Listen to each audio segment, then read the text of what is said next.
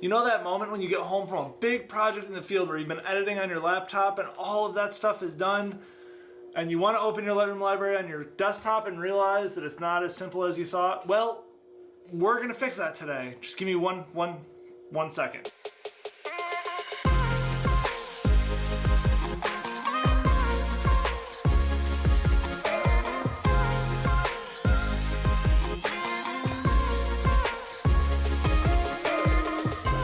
Before we really dig into this, I just want to preface that there's no right or wrong way to set up your Lightroom libraries.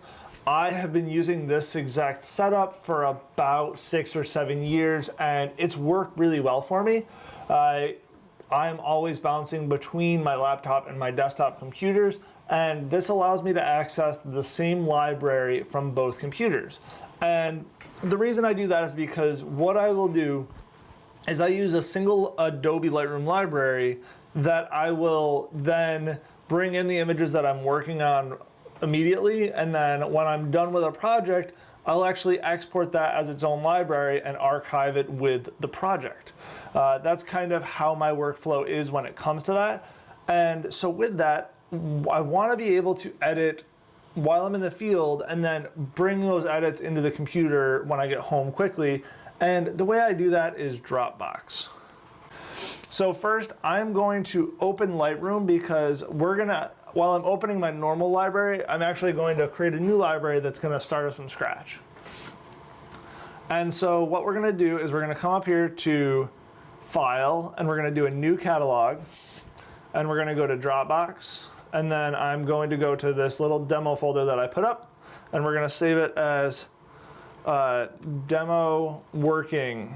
And I call my Lightroom library is called working because that's, again, what I'm working on at the moment.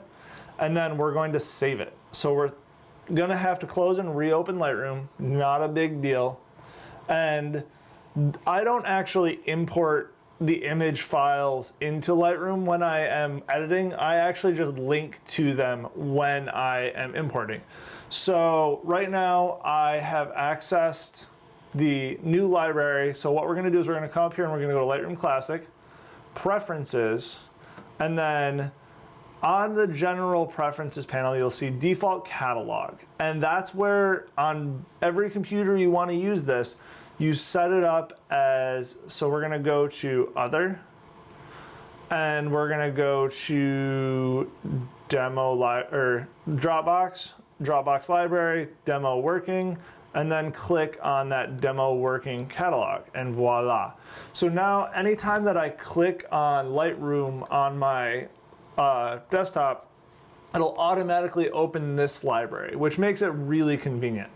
So now we're gonna import images, and I'm just gonna keep it simple. Actually, we'll do it the even easier way.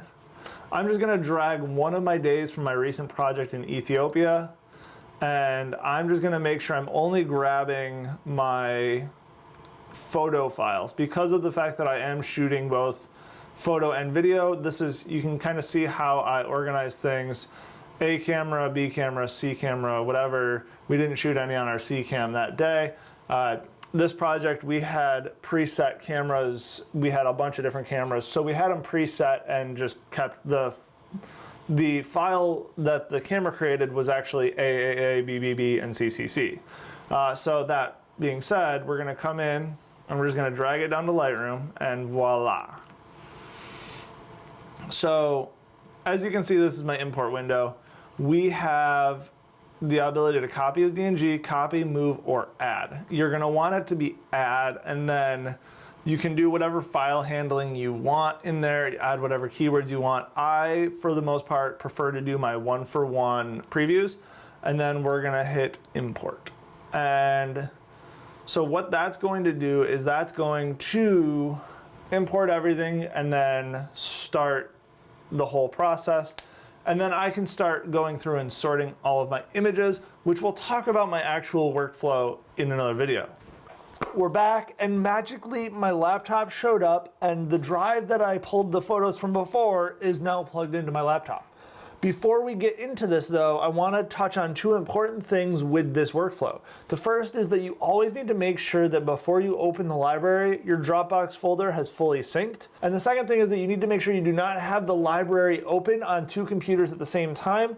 What Adobe will do is they will create a brand new copy of the library and it'll show up in the same folder and everything, but it will be called a conflicted copy with the date and time that it was created.